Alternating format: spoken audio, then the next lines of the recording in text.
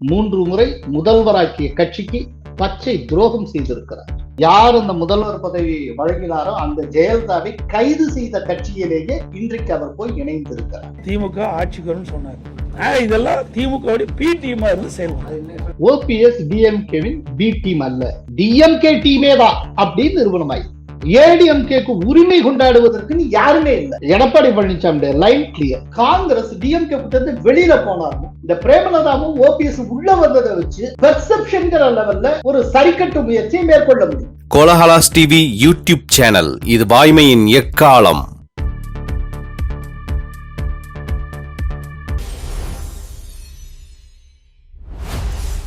வணக்கம் நண்பர்களே. ஓ பன்னீர்செல்வம் அவர்கள் திமுகவில் வெற்றிகரமாக இணைந்திருக்கிறார். அவர் திமுக இணைந்தது எந்த விதத்திலையும் எனக்கு ஆச்சரியம் அல்ல. ஆக்சுவலா நம்முடைய கோலஹலாஸ் டிவியினுடைய வீடியோக்களை தொடர்ந்து பார்த்து வரக்கூடிய நேயர்களுக்கும் இது வியப்பாக இருக்காது. சில நாட்களுக்கு முன்னால கூட நான் தெளிவா சொல்லியிருந்தேன், ஓபிஎஸ் அணுக்கட்சியினர்களான மனோஜ் பாண்டியன், வைத்திலிங்கம், இப்படி ஒன் பை ஒன்னா ஒருத்தரா டிஎம்கே போயிட்டு இருக்காங்க. தன்னுடைய சீடர்களை அனுப்பி வைத்திருக்கும் இவர் கடைசியில இவரும் போய் சேர்ந்துருவாரு அங்க, அப்படித்தான் நடக்க போகுது அப்படின்னு சொல்லியிருந்தேன். அது போலவே நடந்திருக்கிறது. பொதுவா நான் கேள்விப்பட்டது, ரொம்ப முக்கியமான சோர்ஸ்ல இருந்து கேள்விப்பட்டது, அவரும் டிஎம்கேயோட போயிருவாரு, டிஎம்கே கட்சியிலே சேர்ந்தாலும் சேருவாரு அப்படிங்கிறாங்க. இப்போ அவரை நம்பி அவர் கூடவே டிராவல் பண்ண அத்தனை பேருமே இன்னைக்கு டிஎம்கேக்கு போயிட்டாங்க. சோ ஓபிஎஸ் அநேகமா திமுக பக்கம் போகலாம். இதற்கு பிரகாசமான வாய்ப்புகள் இருக்கின்றன. ஒரு சில மாதங்களுக்கு முன்பு சில தொலைக்காட்சிகள்ல ரொம்ப முக்கியமான ஒரு விஷயத்தை வெளிப்படுத்தி இருந்தேன். ஓபிஎஸ் தொடர்பாக அமித்ஷா ஒரு சில இண்டஸ்ட்ரியலிஸ்ட் தொழில் அதிபர்கள்ட்ட என்ன கூறினார் அப்படிங்கிறத நான் புட்டு வச்சிருந்தேன்.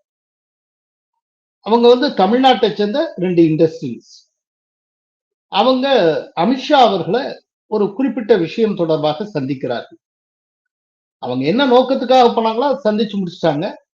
முடிச்சதுக்கு அப்புறம் சும்மா தமிழ்நாடு பாலிடிக்ஸ ஒரு லைட்டர் வெயின்ல பேசிக்கிட்டு இருந்திருக்காங்க.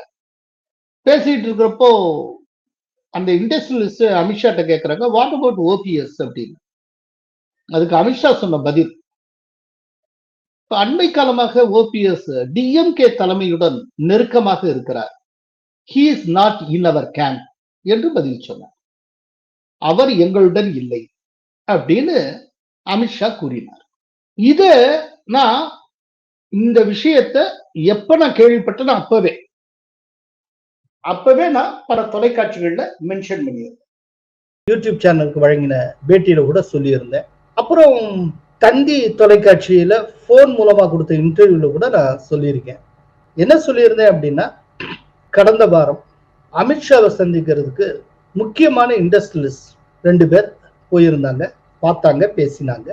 என்ன பர்பஸுக்காக போனாங்களோ அது பற்றி அவங்க பேசி முடிச்சிட்டாங்க. முடிச்சதுக்கு அப்புறம் தமிழ்நாடு பற்றின டாக்ஸ் வந்தது. சும்மா ஜஸ்ட் ஒரு லைட்டர் வெயின்ல அவங்க பேசிட்டு இருந்த டயத்துல ஓபிஎஸ் பற்றி டாக்ஸ் வந்திருக்கு. அப்போ அமித்ஷா அவங்கள்ட்ட சொன்னது, ஓபிஎஸ் இப்போ வேற சில பேர்லாம் பேசிட்டு இருக்காரு, he is very close to Stalin, அவர் நம்மள்கிட்ட ரொம்ப தள்ளி போயிட்டாரு அப்படின்னு சொல்லி இருக்கிறார். இது எந்த காலகட்டத்தில் பதிவு செய்திருந்தேன் அதையும் சொல்றேன். அதாவது மோடி தமிழகத்துக்கு வந்தபோது அவரை பார்க்க வேண்டும் என்று ஓபிஎஸ் விண்ணப்பித்து அவரை பார்க்க மோடி மறுத்த டயத்துல, அதாவது ஓபிஎஸ்க்கு அப்பாயின்மெண்ட் கொடுக்க மாட்டேன்னு சொல்லி மோடி மறுத்த நேரம், அந்த டயத்துல தான் இந்த மாதிரி மறுப்பு வெளியானதும் உடனே அப்படியே வெகுண்டு எழுந்து நாங்கள் என்டிஏ விட்டு விலகுகிறோம் என்று ஓபிஎஸ் தரப்பு அறிவித்தது. ஓபிஎஸ் பக்கத்துல வச்சுட்டு அவருடைய அட்வைசர் பண்ருட்டி ராமச்சந்திரன் அறிவித்தார், தேசிய ஜனநாயக கூட்டணியில் இனி தொண்டர்கள் உரிமை மீட்பு குழு இடம் வராது. பட் இதை அறிவித்த பண்ருட்டி ராமச்சந்திரன் இப்ப ஓபிஎஸோட இல்ல, அவரு ஒரு தனி கட்சி ஆரம்பிச்சு அவர் தனி வழியில போயிட்டார், அது வேற விஷயம். அப்ப கூட பண்ருட்டி ராமச்சந்திரனும் ஓபிஎஸும் விஜயை புகழ்ந்து கொண்டிருந்தார். விஜய்க்கு என்னுடைய தார்மீக ஆதரவு உண்டு என்றெல்லாம் ஓபிஎஸ் கூறினார். இந்த ஒரு கான்டெக்ட்ல தான் தந்தி தொலைக்காட்சியில என்கிட்ட இதெல்லாம் பற்றி கேட்கிறாங்க. நான் போன்ல இன்டர்வியூ கொடுக்குறேன். அப்போ அமித்ஷா கூறிய இந்த விஷயத்த நான் அப்படியே சொல்லியிருந்தேன். அந்த டயத்துல நான் பேசியதை தொடர்ந்து பேசின என்னுடைய அருமை நண்பர் சக பத்திரிகையாளர் துக்ளக் ரமேஷ் அவர்கள் இந்த மாதிரி ஓபிஎஸ் டிஎம்கேவுடன் மூவ் ஆகிறார் அப்படிங்கிறது ஒரு தவறான தகவல். ஓபிஎஸ் டிஎம்கே எதிர்ப்பில் உறுதியுடன் இருக்கிறார் அப்படின்னு கூறியிருந்தார். அவர் திமுகவோடு தொடர்பில் இருந்தார் என்று ஏரா சொன்னதாக சொல்வதும் நான் நம்ப தயாராக இல்லை. அவர் திராவிட முன்னேற்ற கழக எதிர்ப்பு நிலையில் உறுதியாக இருக்கிறார். இன்னைக்கு என்ன நடந்திருக்கு? ஓபிஎஸ் டிஎம்கேலேயே இணைந்திருக்கிறார்.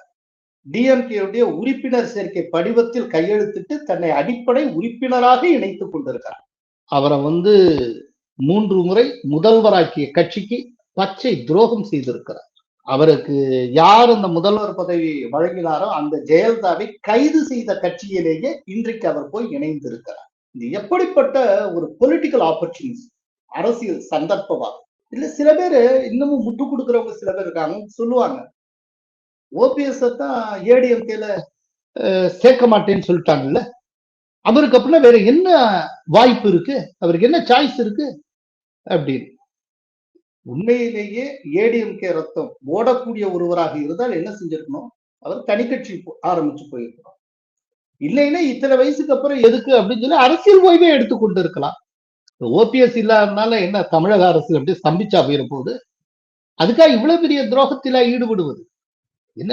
ஏடிஎம்கேல இருந்து ஏடிஎம்கேயால் அத்தனை வசதிகளையும் பெற்று அவர் தகுதிக்கு மீறி மீண்டும் மீண்டும் மீண்டும் மீண்டும் 3 முறை முதல்வராக்கப்பட்டு என்னென்ன உண்டோ அத்தனையும் அனுபவித்து, ஏன் எடப்பாடியார் தலையெடுத்த காலத்திலையும் கட்சியுடைய நம்பர் 1 ஒருங்கிணைப்பாளராக இருந்து அத்தனை வாய்ப்புகளையும் அதிமுகவால் பெற்று அனுபவித்த ஒருவர் இன்னைக்கு சதா சர்வநேரம் 24 மணி நேரமும் அதிமுகவை எதிர்க்கக்கூடிய திமுகவில் இணைந்திருக்கிறார். இது பச்சை துரோகம் இல்லையா? இப்ப இவ்வாறு திமுகவில் ஓபிஎஸ் இணைந்ததன் மூலம் எடப்பாடியார் கூறியது உண்மை என்று ஆகிவிட்டது. எடப்பாடியார் உண்மையில் என்ன சொல்லியிருந்தார்? அதாவது ஓபிஎஸ் டிஎம்கே பி டீம் அப்படின்னு சொல்லியிருந்தார். உண்மையான அனைத்து இந்திய அண்ணா திராவிட முன்னேற்ற கழகத்தை மனசுல இருந்து இந்த வார்த்தை வராது. அந்த நாளைக்கு முந்தி சொன்னார்ல, அண்ணா திமுக ஆட்சிக்கு வரும்னு சொன்னார். இவர் எப்படி போய் ஒன்றாக இணைய முடியும்? இதெல்லாம் திமுக பி டீமா இருந்து செயல்படும். இன்னைக்கு என்ன நிரூபணமாயிருக்கு? ஓபிஎஸ் டிஎம்கேவின் பி டீம் அல்ல, டிஎம்கே டீமே தான் அப்படின்னு நிரூபணமாயிருக்கு. ஏன்னா டிஎம்கேல இணைந்து விட்டார். சில பேர் சொல்றாங்க இல்லையா, ஓபிஎஸ்க்கு வேற என்ன ஆப்ஷன் இருக்கு, நீங்க அதிமுகவுல அனுமதிக்கலாம், அவர் அங்கதானே போவாரு அப்படின்னு கொஞ்சம் யோசிச்சு பாருங்க. அதிமுகல இடம் கிடைக்கலன்னா நான் டிஎம்கேக்கு ஓடுவேன் அப்படிங்கிற ஒரு மனநிலையில இருக்கிற ஒருத்தரை அதிமுகவுல உள்ள விட்டால் என்னத்துக்கா? அவர் டிஎம்கே ஸ்லீப்பர் செல்லாகத்தானே அதிமுகல இயங்கி கொண்டு இருந்திருப்பார். அப்படின்னா ஓபிஎஸ் ஏன் தொடர்ந்து அனுமதிக்கவே இல்லை அப்படிங்கிறதுக்கான ரகசியத்தை இப்போது புரிந்து கொள்ளலாம். ஓபிஎஸ் எப்போதுமே ஒரு அறமற்ற செயல்களை செய்யக்கூடிய, ஒரு நம்பிக்கை துரோகமான செயல்களை செய்யக்கூடிய. இப்போ அவர் திடீர்னு தர்ம யுத்தத்தை தொடங்கினார் 2017 சசிகலாவுக்கு எதிராக. சசிகலா தயவுனால்தான் அவர் முதல்வரானார். ஆனால் தன்னை முதல்வர் போஸ்ட்ல இருந்து தூக்கிட்டு சசிகலாவை முதல்வர் ஆக்கிடுவாங்கன்னு வர்றப்போ அவர் சசிகலாவுக்கு எதிராக துரோகம் செய்தார். சரி, அப்புறம் அவரை கஷ்டப்பட்டு ஓபிஎஸ் மெனக்கெட்டு கட்சிக்குள்ள எடப்பாடி பழனிசாமி இந்த குரூப் அத்தனை பேர் சேர்ந்து கொண்டு வந்தாங்க. அப்படி கொண்டு வந்து ஓபிஎஸ் திருப்திப்படுத்த வேண்டும் என்பதற்காகவே சசிகலாவையும் டிடிவி தினகரனையும் கட்சியிலிருந்தே நீக்கினார். இவ்வளவும் நடந்தது. அத்தனையும் ஓபிஎஸ் திருப்திப்படுத்துறதுக்காக நடந்ததுக்கு அப்புறம் அந்த காலகட்டத்துல நடந்த ஒரு விஷயம் பல பேர் மறந்துருப்பீங்க, அதுக்காக சொல்றேன். திடீர்னு ஒரு நாள் டிடிவி தினகரன் ஒரு முக்கியமான விஷயத்தை அம்பலப்படுத்தினார். என்னன்னா, இந்த மாதிரி எங்களுக்கு எதிராக ஓபிஎஸ் பெருசா வெகுண்டு எழுந்து கடைசியில இப்ப ஏடிஎம்கேல ஒருங்கிணைப்பாளரா உள்ள வந்திருந்தாலும் ஒரு சந்தர்ப்பத்துல என்னை சந்திக்க வேண்டும் என்று சொல்லி தனியாக ஒரு இடத்தில் என்னை சந்தித்து பேசினார் அப்படிங்கிற ஒரு உண்மைய டிடிவி தினகரன் உடைச்சு விட்டார். அதுக்கு ஓபிஎஸ்னால ஒண்ணுமே செய்ய முடியல. உண்மை அது. உடனே ஓபிஎஸ் ஒப்புக்கொண்டார். ஏன்னா அந்த விதமான ஒரு சூழ்நிலை இருந்தது. எனவே நான் சந்தித்தேன், இதற்காக நான் மன்னிப்பு கேட்டுக் கொள்கிறேன் அப்படின்னு.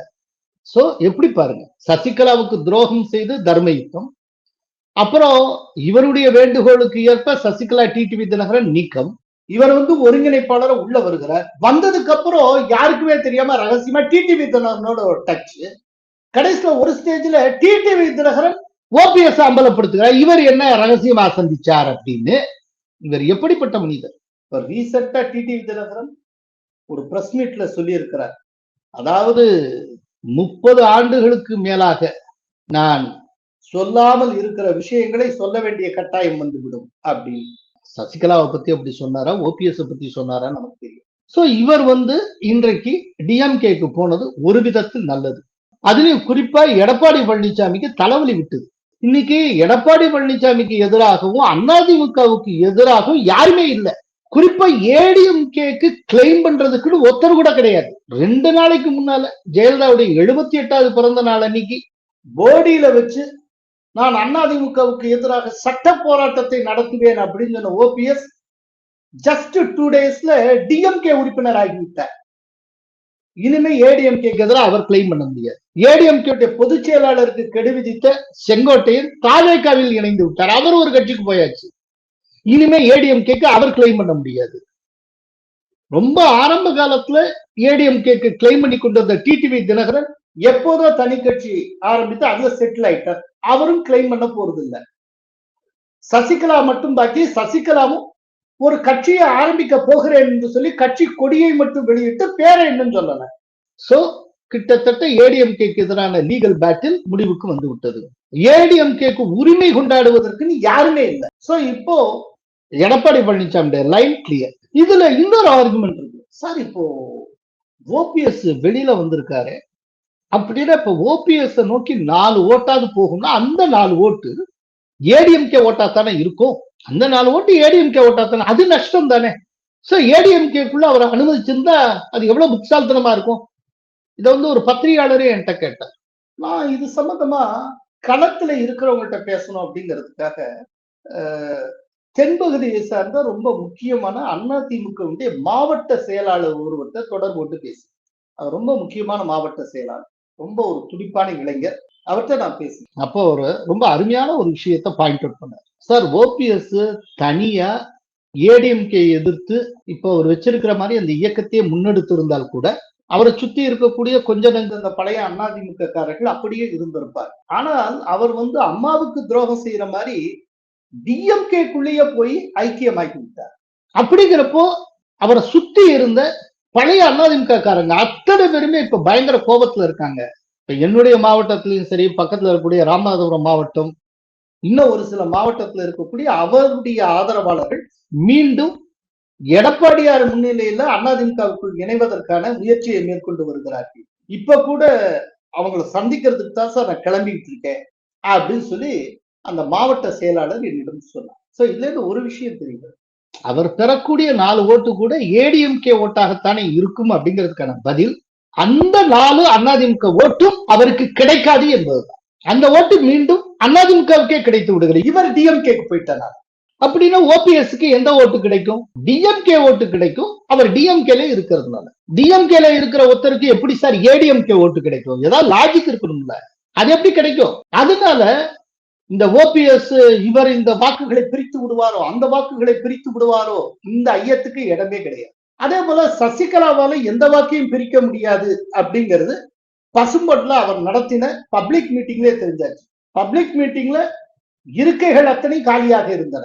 அங்கொன்று இங்கொன்றுமாக சில மனித தலைகள், அவ்வளவுதான். பசும்பொன்ல இத்தனைக்கும் அவங்க சமூகத்துல பெருவாரியாக இருக்கக்கூடிய ஒரு கிராமத்துல சசிகலாவுடைய செல்வாக்கு என்ன என்பது அம்பலப்பட்டு இருக்கிறது. அந்த பொதுக்கூட்டம் அந்த காட்சியை தந்தி டிவி ஒளிபரப்பியது. அதே நேரத்துல ஓரளவுக்கு இந்த முக்குலத்தோர் வாக்குகளை கொஞ்சம் பெற்றிருக்கக்கூடிய டிடிவி தினகரன் இந்தியாவுக்குள்ளேயே வந்து விட்டார். அதனால ஓபிஎஸ் அங்க போய்விட்டார், அதனால் இதாகி விடுமோ அதாகி விடுமோ அப்படிங்கிறதுக்கு ஒண்ணுமே இல்லை. இன்னொரு சின்ன தலைவலி கூட இருக்கு. என்னன்னா, ஓபிஎஸ்க்கும் தங்க தமிழ்ச்செல்வனுக்கும் ஏடிஎம்கேல அவங்க 2 பேரும் இருந்த காலத்தே ஆகாது. ஓபிஎஸ் ஏடிஎம்கேல இருக்கிறார் அப்படிங்கறதுனால தான் அமமுக விட்டு வெளியேறினப்போ தங்க தமிழ்ச்செல்வன் ஏடிஎம்கேக்கு வராமல் டிஎம்கேக்கு போனார். இப்போ அவர் டிஎம்கேக்கு வந்து சேர்ந்திருக்கார், இவரும் பின்னோடியே டிஎம்கேக்கு வந்து விட்டார். இப்ப தங்க தமிழ்ச்செல்வன் என்ன செய்ய போகிறார், அது ஒரு கேள்வி இருக்கு. பட் அவருக்கு ஒரு சேஃபான ஒரு விஷயம் இருக்கு. அது என்ன அப்படின்னா, தங்க தமிழ்ச்செல்வன் டெல்லியில இருக்கார், எம்பியா இருக்கிறார். இவரை போட்டிட்டா எம்எல்ஏ எலெக்ஷன் தான் போட்டிடுவா. அதனால ரெண்டு பேருக்கும் ரொம்ப உரசல் இருக்காரு. இருந்தாலும் ஒரு மாவட்டத்தை சார்ந்தவர்கள் இவங்க ரெண்டு பேருக்கும் எப்போதுமே ஆகாது. அப்போ ஒருத்தருக்கு ஒத்துழைச்சு இவங்க களமாடுவார்களா இல்ல, அதுவும் தெரியாது. சோ இப்போ ஓபிஎஸ் போனதுனால டிஎம்கேக்கு பெரிய பலம்னு ஒண்ணும் கிடையாது. அவர் ஒரு இண்டிவிஜுவலே எடுத்திருக்காங்க, அவ்வளவுதான்.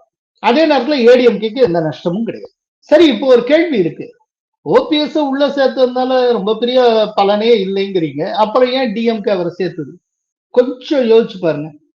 2021 தேமுதிக 60 தொகுதிகளில் போட்டியிட்டு 0.4% ஓட்டு தான் வாங்கிட்டு, வெறும் 0.5% கூட முழுமையா இல்லை. எதுக்கு அந்த கட்சியை டிஎம்கே சேர்த்து கொண்டது? பிரச்சனை என்ன அப்படின்னா, காங்கிரஸ் அநேகமாக திமுக கூட்டணியிலிருந்து வெளியேறிவிடும் என்று திமுக தலைமை கணக்கு போடுகிறது. டிஎம்கே தலைமை ஒரு காரியத்தை தொடர்ந்து செஞ்சுட்டு வந்திருக்கு. அது என்னன்னா, எங்களுடைய வலிமையான கூட்டணி கொள்கை கூட்டணி அப்படின்னு. இப்ப அந்த பெர்செப்ஷன் அடிவாங்கி கொண்டிருக்கிறது. டிஎம்கே உடையது உண்மையிலேயே கொள்கை கூட்டணி என்றால், கொள்கை கூட்டணியில இத்தனை முரண்பாடுகள் எதற்கு? காங்கிரஸ் டிஎம்கே ஏன் இப்படி மோதிக்கிறாங்க, ஏன் இப்படி அடிச்சுக்கிறாங்க? இன்னைக்கு வரைக்கும் தொகுதி பங்கீடு பேச்சுவார்த்தைக்கு காங்கிரஸுக்கு ஏன் அழைப்பு விடுக்கல? ரொம்ப டேரிங்கா காங்கிரஸ்காரங்களும் டிஎம்கேக்கு எதிராக ஏன் பேசிட்டு இருக்காங்க? நிறைய கொள்கை கூட்டணி இந்த முரண்பாடு ஏன் வருது? அப்போ டிஎம்கே கூட்டணியிலிருந்து காங்கிரஸ் வெளியேறி விடுமோ என்கிற அச்சம் திமுக தலைமைக்கு இருக்கிறது. அதனால இந்த தோற்ற உருவாக்கத்துல, அதாவது பெர்செப்ஷன்ல டிஎம்கே ஒரு சரிவை சந்தித்து வருது. அப்போ இந்த சரிவை ஈடுகட்ட, அந்த ஈடுகட்டுறதுக்கு என்ன பண்றாங்க?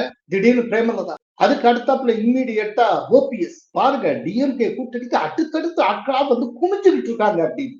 நாளைக்கு காங்கிரஸ் டிஎம்கே கூட்டணி வெளியில போனாலும் இந்த பிரேமலதாவும் ஓபிஎஸ் உள்ள வந்ததை வச்சு பெர்செப்ஷன்கிற லெவல்ல ஒரு சரிக்கட்டு முயற்சியை மேற்கொள்ள முடியும். அவர்கள் போனால் என்ன, ஒரு கட்சி வெளியில போச்சு, ஆனா ரெண்டு பேர் உள்ள வந்திருக்காங்க. பிரேமலதா உள்ள வந்திருக்காங்க, ஓபிஎஸ் உள்ள வந்திருக்காங்க. பட் ரெண்டு பேருக்கும் சேர்ந்து கிடைக்கிற வாக்கு 1% கூட இருக்காது. அது வேற விஷயம். ஒரு தோற்றத்தை உருவாக்கணும். டிஎம்கேங்கிற கட்சியும் சரி, இன்னைக்கு இருக்க திமுக அரசும் தோற்ற உருவாக்கத்தில் மட்டுமே கவனம் செலுத்துகிற ஒரு கட்சியாகவும் ஆட்சியாகவும் இருந்து வருகிறது. அவங்களுக்கு அந்த பெர்செப்ஷன் தான் ரொம்ப முக்கியம். இந்த பெர்செப்ஷனுக்காக ஒரு டிராமா தினந்தோறும் இப்போ நடந்து வருகிறது.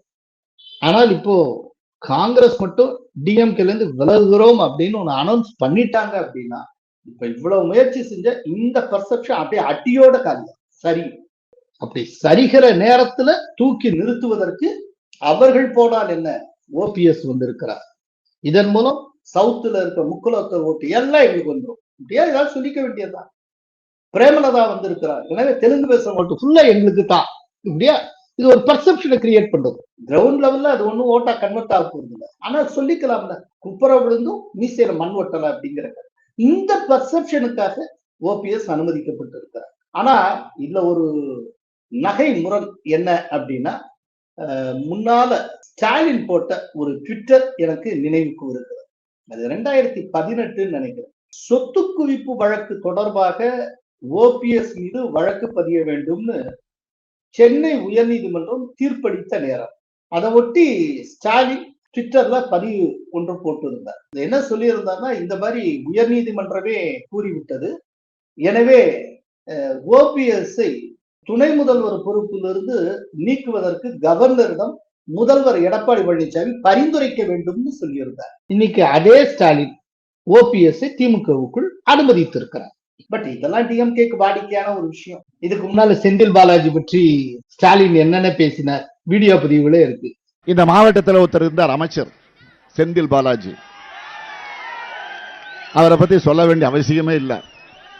இன்னைக்கு பாத்தீங்கன்னா அவர் மட்டும் இல்ல, ஒட்டுமொத்தமாக பாலாஜியினுடைய தம்பி இந்த கரூர் மாவட்டத்தை தன்னுடைய கட்டுப்பாட்டில் வச்சிருக்கிறாரு. கட்டுப்பாடுனா கொள்ளையடிக்கிறதுல, ஊழல் செய்யறதுல, லஞ்சம் வாங்குறதுல, அந்த கட்டுப்பாட்டில் வச்சிருக்கிறாரு. ஆனால் இன்னைக்கு டிஎம்கேல ஒரு ப்ராமினன்ட் பர்சனே செந்தில் பாலாஜி தான். சோ கடந்த காலத்தை கொஞ்சம் அப்படி திரும்பி பார்த்தா நிறைய காமெடிஸ் இருக்கு. ஆனா இதுல ஒண்ணு சொல்லணும், ரொம்ப முக்கியமான ஒரு விஷயம் இருக்கு. ஆனா இதுல இன்னொரு விஷயத்த நம்ம கவனிக்கணும். அதாவது தொடர்ந்து பிற கட்சிகளால் நிராகரிக்கப்படும் அரசியல்வாதிகளை, அரசியல் தலைவர்களை தொடர்ந்து ஒரு கட்சி ஏற்றுக்கொண்டே இருந்தால், அப்படி ஏற்றுக்கொள்ளுகிற கட்சி விரைவில் மக்களால் நிராகரிக்கப்பட்டுள்ளது. இதை வெஸ்ட் பெங்கால்ல நம்ம பார்த்திருக்கோம், யூபிலையும் பார்த்திருக்கோம். 2021 மேற்கு வங்க தேர்தலின் போது திரிணாமுல் காங்கிரஸை சார்ந்த ஏராளமான ஹெவிவெயிட்ஸ், முக்கியமான அரசியல் தலைவர்கள் பிஜேபிக்கு வந்த வண்ணம் இருந்தனர். இது ஒரு பெரிய பெர்செப்ஷனை உருவாக்கியது. அநேகமா இந்த இடத்துல பிஜேபி ஆட்சியை கைப்பற்றிடுவாங்க போல இருக்கே அப்படின்னு. ஆனால் பிஜேபியால கைப்பற்ற முடியல, ட்ரிபிள் டிஜிட்டுக்கே போகல. பிஜேபி பெற்றது 77 தொகுதி. இதே போலதான் உத்தரப்பிரதேசத்துல நடந்தது 2022. அப்போ அலை அலையா அத்தனை பேரும் சமாஜ்வாதி பார்ட்டியை நோக்கி போனாங்க. ஈவன் ஓபிசியினுடைய மிக முக்கியமான தலைவர் என்று கருதப்படுகிற சுவாமி பிரசாத் மௌரியா சமாஜ்வாதி பார்ட்டியை நோக்கி போனார். ஆனால் தேர்தல் ரிசல்ட் என்னவா வந்ததுன்னா பிஜேபிக்கு சாதகமாக வந்தது. சமாஜ்வாதி பார்ட்டி தோற்று. சோ மொத்தத்துல ஓபிஎஸ் அவர் என்றைக்கோ போய் சேர்ந்திருக்க வேண்டிய ஒரு இடத்துக்கு இன்றைக்கு போய் சேர்ந்திருக்கிறார். அதனால அவர் நிச்சயமா ஏதாவது பேரம் பேசியிருப்பாரு. ரவீந்திரநாத்துக்கு ஏதாவது ஒண்ணு கிடைக்கும். அதே போல ஓபிஎஸ்க்கு அவருடைய போடி தொகுதியிலே நிக்கிறதுக்கு வாய்ப்பு கூட இந்த தடவை கொடுக்கலாம். ஏதோ ஒன்று நடக்கும். இந்த சின்ன சின்ன லாபங்களுக்காக ஒரு பச்சை துரோகத்தை ஓபிஎஸ் செய்திருக்கிறார். சோ ஓபிஎஸ் டிஎம்கே இணைந்திருப்பதன் மூலம் ஓபிஎஸ் யார் என்பது எல்லோருக்கும் அம்பலப்பட்டு இருக்கிறது. இதன் மூலம் ஓபிஎஸ் எக்ஸ்போஸ் ஆகி இருக்கிறார். கடந்த காலங்களில் அமித்ஷா அவர்கள் கருதியது, வெளிப்படையாக எடப்பாடியார் கூறியது உண்மை என்று நிரூபணமாகி இருக்கிறது. நன்றி, வணக்கம். கோலஹலாஸ் டிவி யூடியூப் சேனல், இது வாய்மையின் எக்காலம்.